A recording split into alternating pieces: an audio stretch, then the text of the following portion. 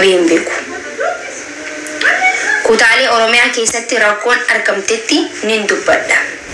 Isini galee warri maasirra baatanii Jimmaa eenyu si galchee maarree si galchee jinni si galcheetanii bixibbat godhaa jirtanii dhaggeeffadhaa sirriitti. Okay? Kutaan Oromoo kutaaleen Oromiyaa keessa kutaan Oromoo kutaa 11. Okay? Kutaa 11 kutaa 10 hin beeku.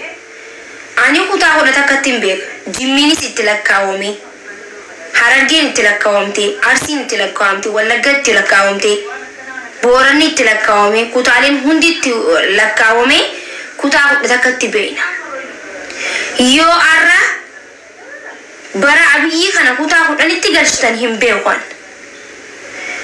Dhuguma kutaan Oromoo kutaa 11 yoo kaitan ta'e rakkoolee achi keessatti deemaa jirtu. Rakkoo isinara Jimma keessatti laallatanii Boorumoo bikka kutaalee biratti dhufanii footoo Minilik ni dhaamnaa warra jiru jira. Okay? Tuqi ilaalii akkasi gootu beeytaa itti qeerroon Oromoodha. Tuqi ilaalii akkasi gootu beeytaa. Okay? Saniifuu achitti dhaabanii karaa biraammoo akkasitti yoo yaadantii akkasii miti bikki biraa. Dhugaan isinitti hima.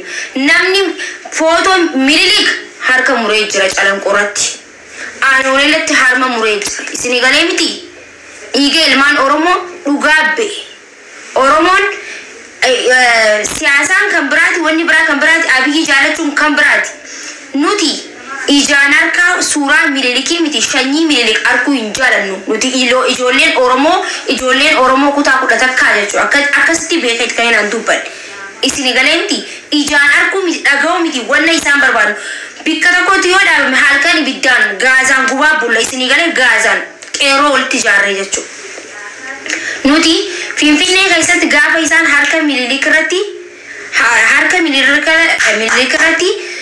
harma muraa Aanoolee gaafa dhaabansanii kutaan 11 iyyine qawxii godhee aseenyee iyyineeti Finfinnee irratti dhaabbate halkanuma san osoo jaaranii hin fixin nama jiisise qeerroo jechuun qarree jechuun isini galee miti.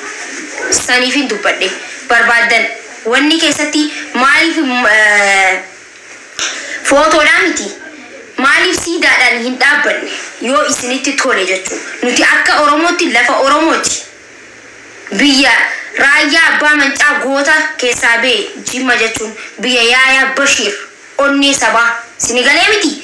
Saniifuu dachii Jimmaatiif maatiin dubbachuu hin dandeessu naan jechuu hin dhaqqabdan. Hanqa Oromoo ta'anitti lafti hanqa koo Oromoo taatetti.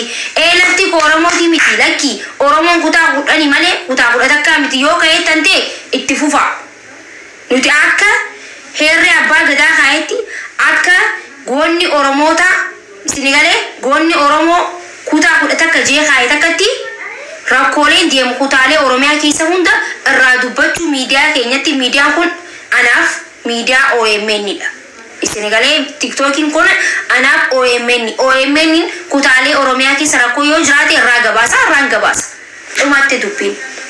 Itti aansuudhaan rakkoolee ammas Harargee keessa jirtu jira. Aanaa Cinaaksaa daangarratti Somaalee fi uummanni keenya kan Harargee keessa jiran daangarratti wallalaa jiran. Isini galee uummata keenya hundi keessanuu aanaa Cinaaksa keessatti namoota hedduutu dhumaa jira, namoota hedduutu madaa jira. Du'eelleen reefki isaanii akka hin awwaalamne Somaaleen godhaa jirti. Bara TPLF keessatti Somaaleen ni beektan uummata keenya kan Harargee keessa jiru namoota miiliyoona meeqa akka buqqaasan namoota meeqa akka fixan ni beektanii. Saniifuu Oromoo kutaalee hundi keessanuu dubbii kanarratti usuu hin qabdanii. Uummanni keenya qawwee hin qabu, Somaaleen qawwee qabdi. Itti aansuudhaan poolisiin Oromiyaatis uummata keenya kan Harargee keessatti dhumaa jiru daangarratti kan Somaaleen fixaa jirtu bira akka nuuf dhaabbatan akka nuuf qoba qabaatan asumaanuu isiniif ibsa. Share godhaa viidiyoo kana wanni kana live kana share godhaadha. Hundi keessan irratti nusina uummanni keenya reefki isaanillee akka hin awwaalamne Somaaleen irra dhaabbataa jirti waan ta'eef wanna kana Oromoon callisuu qabdu. Oromoon bara TPLF san gaafa ummanni keenya kan Harargee akkasitti buqqee akkasitti dhume gamanaa fi kaabaa fi kibbaan walii dhaabbachaa turre waliif iyyaa turre waloon nurraa bireetti kophaan nurraa bireetti Oromoon takka illee na dhaggeeffadha warri maaliif har'a kutaa kanaaf dubbattee kutaa kana singalchuu warri jettan na dhaggeeffadha Oromoon kophaa fiigee tokko illee hin jiru Oromoon kophaa deemee tokkoffaa bahu hin jiru Oromoo yoo waloon deeme waloo yoo deeme manaagal yoo waloon deeme kabajamu yoo waloon deeme nama taamale kutaa kophaa kiyyaaniin deema kophaa kiyyaaniin lola kophaa kiyyaaniin dhaabbadha namni nan gargaarini kan jedhu kophaa keetiin bikka takka hin geessu obboleeyyan keetii waliin saba keetii waliin bikka takka ga'uu dandeessa saba keetii waliin bikka takka ga'uu dandeessa yoo deemtu mul'atullee nama waliin deemtu mul'atu kophaa deemtee hin mul'atu macaawachaa diinaa taata malee dhaggeeffadhaa sirriitti macaawachaa diinaa taatan macaawachaa diinaa saniifuu saba keessanii waliin deema saba keessanii waloon ta'a deema namni sabni gamtaa qabu mataa gadi qabu jaa Oromoon isin galee jiraami ummata keenya kan Harargee keessatti aanaa Cinaaksarratti dhumaa jiru daangaratti kan dhumaa jiru kan Soomaaliin fixaa jirtuuf sagalee haa taanu asumaanu quba haa qabaannu ummanni keenya reefki isaaniitu awwaalamaa hin jiru irra dhaabbataa jiranii akkuma amma dura Soomaalee waggaa meeqa waggaa guddaadha eega Soomaalee fi Oromoo walitti seente jechuu daangarratti cabsanii seenuu barbaadan fudhachuu barbaadan Senegal lafa Oromoo fudhachuu barbaadan Soomaaliyaa godhuu barbaadan isaanillee jechuu Senegalee miti saniifuu ummanni keenya immoo bikka jirtanitti ummata keenya kan Harargee keessatti dhumaa jiruuf sagalee ta'uu dirqama Oromummaati walirratti ilaaluu qabnu qeerroon Harargee jajjaboo akka sibiilaa usuu hin qabdan falmadhaa kaati iyyaa kaati lafa ustaanii cicciisuu hin qabdan yoo isin falmattan yoo isin iyyitan yoo isin dirmattan kan qe'ee biraa jirullee isinii dirmatuu danda'a falmadhaa falma keessan galma isiniif haa ga'u nutilleen isin waliin jirra waliin deemna namni waloon deemu ni bareeda namni waloon deeme alaa galaa jechuu kanan dubbachuu barbaada warri kophaa fi neettan garuu isintu beeka. Assalamu alaikum warahmatullahi wabarakatuh. Kanneen amantaa biraata shamaa harka fuunee akkam jirtu andaalachi keessan abdii garaati. Viidiyoo kana yeroo lammataatiif hojjetaa jira. Adda baafadha jedhee kayitiin gubee jechuudha. Kanaaf Oromoon kutaan 11 gaafa isin Oromummaan ijoollee godina Jimmaa kun akkamii isin ilmaan Minilikii diqaalaa kuulloodha nuun jedhan lakki nuti kuulloo miti jennee mormachaa turre jechuudha. Amma manni nyaataa suuraa Minilikiin godina Jimmaa magaalaa Jippi keessatti eebbifamaa jiru kun ana baay'ee tokko na shakkeesse mee yoo isinii danda'ame hanga dhumaatti dhaggeeffadhaatii sheer godhaatii ummata hawaasa Jimmaatii fi warra impoonsara ta'ee mana nyaataa kana eebbisiisaa jiru biraan yoo naageessan jedheetiin yaada. Kanaaf egaan akkuma beekamu Oromiyaa kutaalee Oromiyaa keessa Amaarrii akkuma beekamu guutee jira. Kanaaf manni nyaataa suuraa Minilikiin eebbifamaa jiru kun akkuma Oromoo kutaa kaaniitti akkuma nutis Oromoo taanetti maa Shaashamannee keessatti ni jiraamin maa Arsii keessatti ni eebbisiifamin maa Shawaa keessatti ni eebbisiifamin hariiroon nuti Minilikii sirna Minilikii waliin qabnu wanti ani hin beekne maalidha? Maaliif dhaloota genereeshinii barsiifamuu didee hariiroon nuti Minilikii waliin qabnu hawaasni Jimma yoo hariiroon Minilikii waliin hariiroo hin qabnu jettan taate maaf waan kanarra callisuun maaf isin barbaachisee nuti Oromummaan keenya kun Oromoo kutaa 11 irraa addamoodha gaaffii kan koodha. Kanaaf Minilik isa tokkoffaadhaatti Minilik tolaan tolcheen qabu harkaa fi harma nurraa muru suuraa alaabaa sirna isaa geggeessisana keessatti kaleessa harkaa fi mormi nurraa kutamee gadameessa haadhaa keessa qalamee baafamu ni beekna. Suuraa sooressa jaarraa abbaa gadaatii fi Hacaaluu Hundeessaa fi Eebbisaa Addunyaa keessa dhaqee kaa'amuu dhumtisaanu na gaddisiise. Osoo Oromoon tokko dhaqee Gondoriif Goojjamii Baardaar keessatti suuraa Waaqoo guutuutiif sooressa jaarraa abbaa gadaatiin mana hoteelaa tokko banate jarri kun ni eebbisiifti. Nuti Oromummaan keenya maaf kan Oromoo kutaa 11 irraa gadi ta'ee qeerroon Jimmaa yeroo kaan nuti Oromoodha jettu. Meemee waan kana irratti yoo baddee balleessuu dadhabde maaliree Oromummaan nuti Oromummaa kaane wajjin dhiigummaa walitti qabna jennu sun mee maaliree? Wanti nu walitti qabnu jira hin jiru an akka qotti ani Oromoo ta'een mootummaa deeggaruu jira malee nafxanyaa ilma Minilik ta'ee miti. Kana irratti waan danda'amuun aarsaa guddaa kaffaluudha qabna. Aarsaa guddaa kaffallee jechuudha qabna jechuudha. Hawaasni godina Jimmaa ammoo amma achirraa suuraan sun kaafameera isin maaltu isiisa waan baay'ee nuun jechuu dandeessan. Manni nyaataa ilma Minilik ilma Atsee akka banamee dhagee jira waan sanii arkeetiin jiras garuu humaa gochuun dandeenyu gaa qeerroo Jimmaatii fi qarree Jimmatti dhiisnee jiraaf waan kana akka gootan warri Jimmaa warri qarree fi qeerroon jajjaboon Jimmaa akka gootan isintu beeka. Nutillee isin waliin jirra jennaa maaliif anama fakkeenyaaf Oromiyaa keessatti kutaalee Oromiyaa keessatti yoo Finfinnee ta'e malee kutaalee Oromiyaa keessatti Finfinnee keessa yoo ta'e malee bikka biraa suuraa Minilik manni nyaataa suuraa Minilik jiraachuu miti.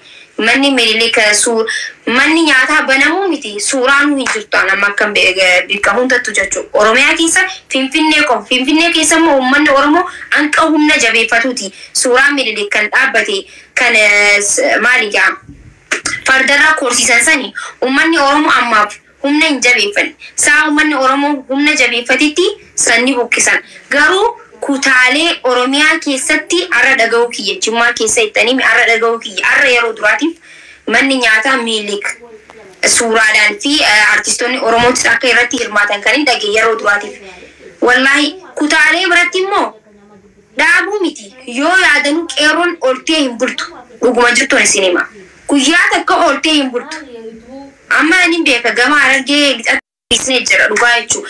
Maaliif arra yoo kanatti yoo kana arra kanatti mustantee boorummoo maal fidanii Minilik kuma dullachasan fidanii isinii dhaabanii jechuudha. Arra lafaa yoo kaatanii injayin booru wanna biraattu dhalata. Arra lafaa koo qabdan. Isin Abiyyii kana kaatanii Abiyyii kana adabadhu hin jenne magaalaa Jimmaa Gondar isinii fakkeessa. Gondar nalageeffadha wallahi wabillahi Gondar isinii fakkeessa. Yoo arra lafaa kaatanii Abiyyi ni jaalannaa Minilik ni jibbinaa hin taatu. Abiyyi ni jaalannaa Minilik ni jibbinaa hin taatu. Adeemsi akkasii hin jiru. Amma lafaa kaafalmadha. Yoo mana nyaataa banan akkasitti hoteela guddaadha gisee ilaalu hoteela guddaadha akkana. Artistoonni hundi irratti hirmaatanii eebbisiisuu deeman. Yoo kanarra ka'us kan taate borummoo fidaniituma kan Finfinnee keessa dhaabbate san Jimmaa keessatti dhaabanii jechuudha. Yoo arra lafaa kaatanii immoo iyyin hin dubbatiin boruwanna biraattu irratti Abiyyi hin balaaleffannu Minilik ni balaaleffanna jechuun hin barbaachisu. Maaliif kan kana godhanii Dr. Abiyyi ayyama fudhataniiti malee akkanumatti lafaa kaaniiti miti kan godhan. Okay?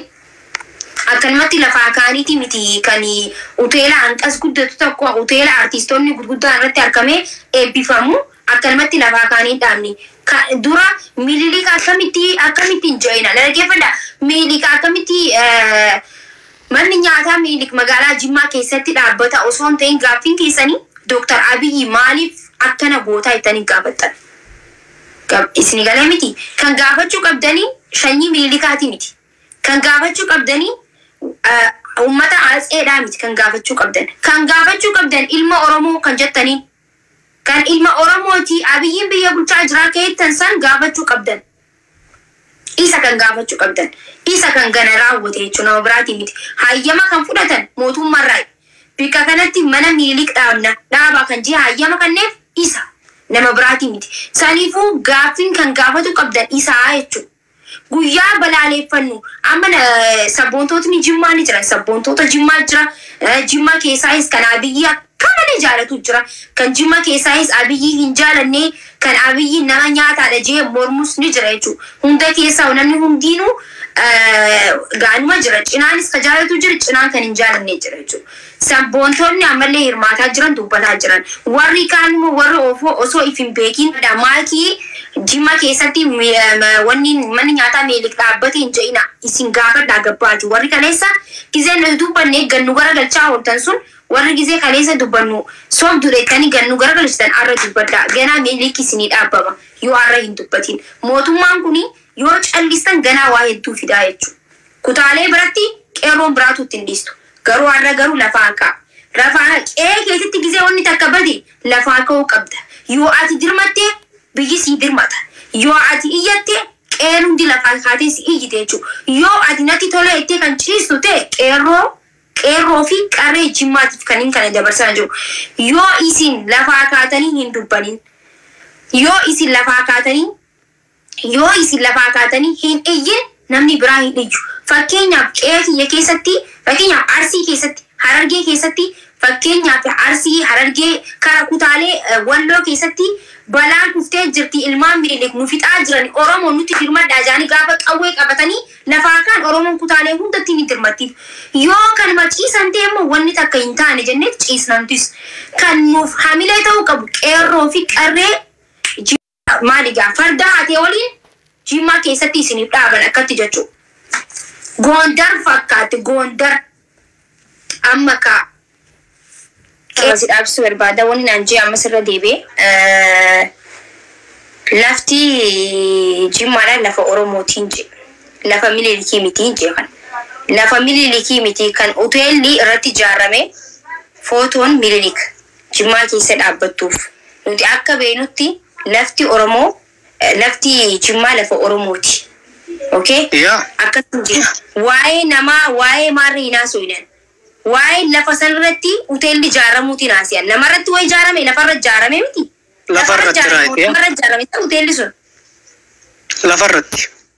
Duuboo namni tokko dhugaa dubbachuudhaaf akkanuma kararraa simeessuu barbaada nama kararraa maqumiti. Nama kararraa maqu sanaafan siin jedhee maaliif ani turre amma gatti kana jala yeroo baay'ee yaada isin amma irra turtanillee nagarre garuu maaliif qabxiin ati kaastu yeroo hundayyuu qabxii kana dogoggorte jedhee si sirreessuun dhabee rakkadha nuti warri as gubbaarra jirru biyya keessaallee namni ni jira yeroo baay'ee namni komii nama kaasuun hin imanoollee namni waasiin juun nu manoollee nama hunda gammachiisuu hin dandeettu makki garuu uummata kee keessa parsantiin 95 si deeggara si jaallata maaliif jennaan safuu duudhaa waan balleessu viidiyoo kee keessa namni barbaade koomantii irra barreessuu danda'u hin jiru maaliif jennaan waan lagaan amantaan saba kana qoodu waan hojjette hin qabdu argitee tokkos kaasti nama arrabsitee viidiyoo hojjette hin beektu for that matter waan asin jechuu barbaadu maali miidiyaan ati accounting kee kun baay'ee nu barbaachisa atilleen hedduu nu barbaachisa kanaafu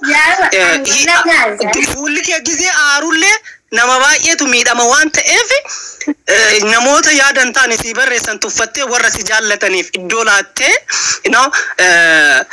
yeroo hundayyuu fuulli kee waggu kofaltuu waggu seeqattu faasirraa bareeda aaruu dhiistee dhimma hawaasa keetii yeroo hundayyuu wanni diinni si jibbuuf kanaaf baay'ee nama si jibbu an akka diinatti fudhadha maaliif jennaan diinni yeroo baay'ee sirratti xiyyeeffata sirratti xiyyeeffatti ijoollee warraa afaan isaan beekanillee waan ati itti himtuuf namni isaa wajjin sirratti xiyyeeffatu yoo jiraate diina afaan keenya beeku jedheetan hubadha dhugaa dubbachuudhaaf namni na komatu yoo jiraate illee akkuma malee yaa Oi, dachii Oromoo irratti jechalama waa'ee dachii Oromoo irratti naasawaa jira ammas gadhee miti. Fakkeenya yoo Harargee keessatti fakkeenyaan siin jedhe wanni amma godhame kun godhame fakkiin Arsii keessatti Wallaggaa keessatti illee godhame akkanumatti naasawa. Lafa Oromoo irratti maaliif jaarrama? Maaliif jeetuma lola si galee miti. Bikka hundattuu dachiin tun dachii Oromooti. Gondar hin taane kan Minilik irratti jaardachi Gondar Minilikii miti kan siida waliin dhaabbatuuf jechuudha. Akka Oromoo tokkotti immoo Oromoon kutaa kudha takka waan taateef Jimmi ko Oromooti. Ka Gondari osoo hin ta'in takkiin immoo ka Minilik osoo hin ta'in akkasitti hin beeku akka siinatti isin galee akkasitti hin beeku. Waan amma koomantii jalatti jijjiirtan waan viidiyoo irratti nara waraabdanii jijjiirtan kana hin beekan. Isin galee miti akkasitti furadhaa obboleeyyan kiyya. Namni Jimmaa arrabse hin jiru, namni Jimmaa tuqe hin jiru, ani Jimmaa fi lolu jira. Maaliif Jimmaa keessatti wanni sun dhaabbata? Qaallichi dhaabbate suni nuti nu boochisee jira isin galee miti. Seenaa Oromoo keessatti seenaa badaa hojjete. Oromoon Minilik jaalatu hin jirtu. Isin galee namni Minilik jaalatu Minilik faarsu hin jiru. Oromoon takka immoo dhuftee Minilik isin faarsina. Siidaa Minilik isinirra dhaabnaa yoo ka'itu taate fuuldura dhaabbanna abbaa fedhe yoo maan ta'an abbaa fedhe maan ta'an تنين دبل عندي ها دبل تفوفي يا نمني من اللي كين بون هنجرو أماس hoteelli kun waan jimma jaaramee fodontaani osoo adaamaa ta'ellee osoo shaashamannee ta'ellee osoo ciroo ta'ellee osoo haramayaa ta'ellee bikkayyuu yoo taate qixatti qeexa no dachiin jimmas wal naqamteelleen wallaggalleen asallaalleen shaashamannelleen dachiin dachee oromooti waan oromoo fakkaatutu irratti ijaaramu malee Sida gootu Oromootu irratti ijaaramu malee waan aadaa duudhaa safuuf seenaa saba kanaa ibsutu fakkaatutu hawaasa naannichaatiin fudhatama qabutu Oromoo biratti jaallatamummaa qabutu irratti ijaaramu maleedha yaanni keenatti fakkaata. Kan Finfinnee keessa jiruufu aara kan Finfinnee keessatti dhaabbateef Oromoon humna dhabde si galee humna Finfinnee san bira dheexeen buqqisuu dhabne waan ta'eef garuu alhamdulillah yoo rabbi jee humna san harkanne wanna minilik fakkaatu bar wanna minilik fakkaatu waan jaara diddami tokko diddami wanni keessa kanatti nuti wal dhaabbatu miti dhugaan siinja gana kami acha keessatti ilaaraa dhaabanu takka takkatti Oromoo buqqisu ta'es takka takkatti jechuudha takka takkatti wanni isa fakkaatu Oromiyaa keessa qaragamee ba inshallah ta'ala tanuma jaa kanaaf namni keenyallee namni afaan Oromoo barreessuu danda'u yookaan dubbatuu danda'u namni minilikiin boonu jechuudha. Namni minilikiin boonuu danda'u namni minilikee nam gaarii godhee hawaasa keenya keessatti lafa keenya keessatti qe'ee keenya keessatti sammuu keenya keessatti ilaalcha akkasii nu keessatti ijaaruuf yaadu. Yookaan minilik akka gootaati akka hayyuu akka mootii ofiitti fudhatu san Oromoodha jedhee tamanu na ulfaatti. Geeffa seenaan nan gaafanneef dubbadheen irraa darba malee guyyaa sadii afuraanaa soo maaliif jee Oromoon kutaa kudha keessatti bikka hedduu keessa rakkoo keessa jirti dhumuu jira dhiin ilmaan Oromoon gannaqamaa jira fakkeenyaaf Harargeetti daangaa irratti akkasitti dhumuu jiran Somaaliin fixaa jirti maaliif waa'ee duraanaa soo kanarraa haasawaan oolu hanqa buqqa'uu raanaa soo hanqa buqqissanii raanaa soo garuu akka beeytaniif irraa seetiin bira dabra malee isin galanti akka beeytaniif sadiifuu barbaachisu kana caalaa